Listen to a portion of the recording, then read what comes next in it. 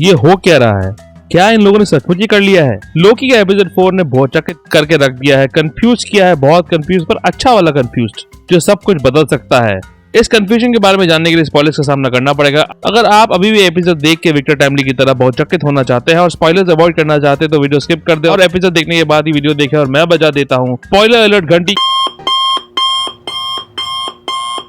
क्योंकि ये है लोकी सीजन 2 एपिसोड 4 का breakdown video. Welcome to the channel जो प्लेटफॉर्म है एमसीयू, डीसी और फिल्मों की हर खबर का जस्ट अ रिव्यू। एपिसोड की शुरुआत होती है टूटे हुए टाइमलाइंस के बीच और फिर दिखता है ह्यू रिमेन्स का बिखरता हुआ सिटाडेल, जहां मिस मिनट्स बताती है रवोना का उसका राज। बिल्कुल हैरी पॉटर के डंबलडोर के पेंसिल्स की तरह, जहां डंबलडोर अपने मेमोरी स्टोर करके रखता था ताकि वहां वापस जाके रिविजिट कर सके। मिस मिनट्स रवोना को दिखाती है ह्यू रिमेन्स का पेंसिल, जहां दिखते हैं रवोना और ह्यू रिमेन्स सिटाडेल में। रवोना ने उस मल्टीवर्स वॉर में ह्यू रिमेन्स का साथ दिया, जहां बाकी के कैंग्स को मारा गया। अलायद के थ्रू वॉइड में रहने वाला राक्षस टीवे के गठन में भी रवोना इक्वल भागीदार थी। फिर ह्यू रिमेन्स ने उसे धोखा दिया और उसकी मेमोरी को वाइप कर दिया। तो ये रवोना और कैंग के कॉमिक बुक जर्नी से काफी मिलता जुलता है। कॉमिक्स में रवोना किंग कैरलियस नाम के 40th सेंचुरी रूलर की बेटी थी। उसका किंगडम आखिरी किंगडम था जिसे कैंग ने कॉन्क्योर नहीं किया था क्योंकि वो रवोना के प्यार में पड़ गया था, पर रवोना ने उस पर घास नहीं डाली। लेकिन बाद में जाके जब कैंग के जनरल ने उसे धोखा दिया, वो दोनों एक साथ लड़े और रवोना कैंग को बचाते हुए मर गई। मरते मरते रवोना ने भी अपने प्यार का इजहार किया। कैंग ने फिर अलग अलग कॉमिक वर्जन्स में उसे रिवाइव करने की कोशिश की। इस एपिसोड में अभी तक कोई रोमांटिक रिलेशनशिप तो टीज नहीं किया गया है, पर ये कनेक्शन जो इस एपिसोड में दिखाया गया है इस तरफ इशारा करता है। और ये भी बताया गया है कि ह्यू रिमेन्स की आर्मी को मल्टीवर्सल वॉर में लीड किया था रवोना ने ही।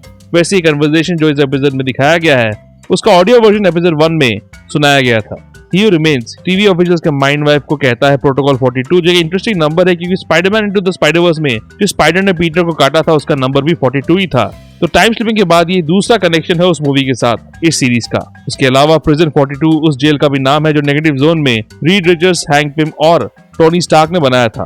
फिर दिखता है एक कूल शॉट जहां विक्टर टाइमली टीवी में एंटर करता है और उसके पीछे कैंग के 3 बड़े बड़े चेहरे दिखते हैं। बेंसन और मूरहेड का डायरेक्शन एक सोफिस्टिकेशन का फील देता है जो बाकी के एमसीयू डिज्नी सीरीज में कम देखने को मिला है, जिसका श्रेय आइजैक बोमैन की सिनेमेटोग्राफी को भी जाता है। एक सीन में विक्टर मिस मिनट्स को बुलाता है और इस एपिसोड में उसके अंदर का मॉन्स्टर दिखता तो है जब डॉक्स और कंपनी को सिंक करके मार दिया जाता है।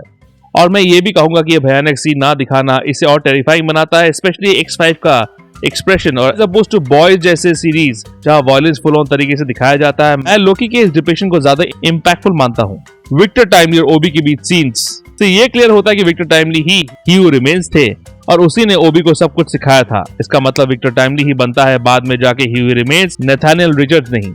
पर कॉमिक्स में टाइमली एक्चुअली रिचर्ड्स था जो 19th सेंचुरी में जाके विक्टर टाइमली बनता है। हो सकता है रीड रिचर्ड्स से कनेक्शन हटाने के लिए टाइमली का नाम एमसीयू में इस्तेमाल किया जा रहा है एज नैथानियल रीड का वंशज है कॉमिक्स में।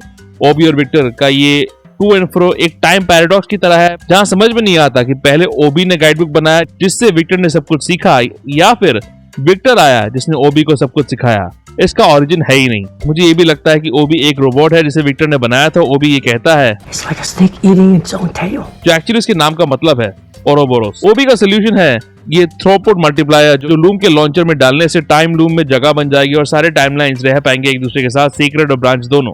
पर इसे स्टेबलाइज करने के लिए उनको चाहिए ये, जिसे पिछले एपिसोड में मैंने कहा था क्रोनोपोलिस, पर एक्चुअली में ये दिखता है मल्टीवर्सल कोर इंजन की तरह जो एंटमैन वॉज क्वांटममेनिया में दिखा था, जो कैंग के पास था, जिसका इस्तेमाल करके कैंग ने अपने टाइम स्पेयर को चलाया था मिशेल फाइफर के किरदार जेनेट वैन डाइम की मदद से। इस सीन में मोबियस की रियल लाइफ को फिर से टटोला जाता है और मुझे यकीन है कि मोबियस पक्का जेट स्की चलाते हुए दिखेगा इस सीजन में।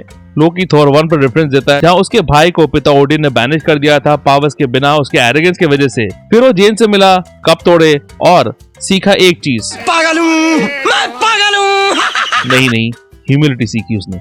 सिल्वी कहती है ये लाइन जो लोकी सीजन 1 में कहता था, पर लोकी का growth as a character villain से हीरो तक का इस सीरीज को डिफाइन करता है। वही सिल्वी अभी भी कंफ्यूज है बदले और फॉरगिवनेस में। टीवी के बीच के डिफरेंस को लोकी और सिल्वी के इस एक्सीलेंट कन्फ्रंटेशन सीन में बताया गया है जहां डॉक्स ब्रैडली रवोना मिस मिनट्स के कट्टरपंथ के सामने ओबी B-15 मोबियस कैसी की अच्छाई है। किस रास्ते जाएगी टीवी सीरीज में? इस सीरीज का मेन गोल होगा क्या उसे चला देना चाहिए या लोकी ह्यू रिमेन्स की जगह ले लेगा सीरीज के आखिर तक ताकि टाइमलाइन को बचाया जा सके और टीवीए को भी। सिल्वी एक लाइन में विक्टर को लेके कहती है, We hope that Timely doesn't turn into He Who Remains or someone worse. और इसका वर्स्ट वर्जन मैन 3 में देख चुके हैं, जो एंड से लड़के हार गया था। विक्टर के कॉफी मशीन के लिए प्यार इस एपिसोड के सबसे क्यूटेस्ट मूवमेंट्स में से है और D90 की मौत का कारण भी बनता है।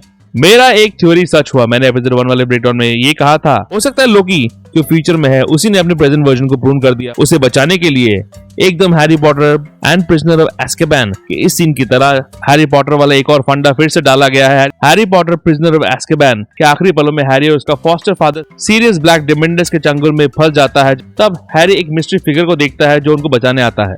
हैरी को लगता है वो उसका मरूम पिता था, पर फिल्म के आखिर में पता चलता है कि वो हैरी ही था जो टाइम ट्रेवल करके एक्सपेक्टो पेट्रोनम का जाप करके खुद को और सीरियस को बचाता है, अपना हैरी पुत्र।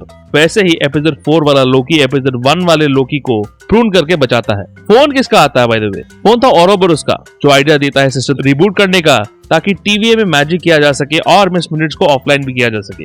जो वो भी सारे सिस्टम को रिबूट करता है, मिस मिनट्स भी ऑफलाइन हो जाती है, जो जुरासिक पार्क इस एक्सेस डिनाइड सीन की याद दिलाती है। X5 रवोना को कर देती है प्रून और वो पहुंच जाती है वॉइड में, जो ट्रेलर्स में दिख चुका है। विक्टर टाइमली टाइम रूम के अंदर जाने के लिए खुद को तैयार करता है, पर अंदर घुसते ही वो स्पेगेटी की तरह बिखर जाता है। वैसे ही जैसे doctor strange in the multiverse of madness में रीड रिचर्ड्स को वांडा ने स्पेगेटी बना दिया था, और एंटमैन वॉस्प क्वांटमनियम स्कॉट का ये वेरिएंट भी स्पेगेटी बन जाता है। एपिसोड के एंडिंग में दिखाया जाता है जो किसी ने नहीं सोचा था, टीवीए की बर्बादी। मार्वल ने फिर से टेम्पोरल लूम के थ्रू अपने हीरोज की सपोज्ड मौत दिखाई है। ओबी का डर सच हुआ। क्या सचमुच सब मर चुके हैं? लोकी और सिल्वी शायद नहीं, एज ट्रेलर्स में वो दिख चुके हैं। कुछ एक्स्ट्रा सीन्स में रवोना वॉइड में है और मिस मिनट्स ऑफलाइन है। ओबी, हंटर, B-15, मोबियस, केसी का पता नहीं, पर डॉक्स एंड कंपनी तो पक्का मर चुके हैं भयानक तरीके से। बाकी आने वाले 2 एपिसोड में दिखेगा, जिसका ब्रेकडाउन होगा यहाँ पे। उसके लिए लाइक सब्सक्राइब करना पड़ेगा, नोटिफिकेशन घंटी भी बजानी पड़ेगी ताकि अपडेट्स मिलते रहे आप लोगों को। लोकी सीजन 2 से रिलेटेड सारे वीडियो डिस्क्रिप्शन बॉक्स में डाल दिए हैं और रिसेंट वीडियो जैसे गणपत का रिव्यू वीडियो आखिर में है, चेकआउट जरूर कीजिएगा। और ऐसे MCU रिलेटेड वीडियोस के लिए देखते रहिए just a review. Just a review के अपडेट्स के लिए और छोटे बड़े स्निपेट्स के लिए फॉलो कीजिए ऑन ट्विटर @ProNerdReview201 में। कू ऐप में आप मुझे फॉलो कर सकते हैं @ProNerdReview पे, और ProNerdDiary blogspot.com में भी आपको अपडेट्स मिल जाएंगे।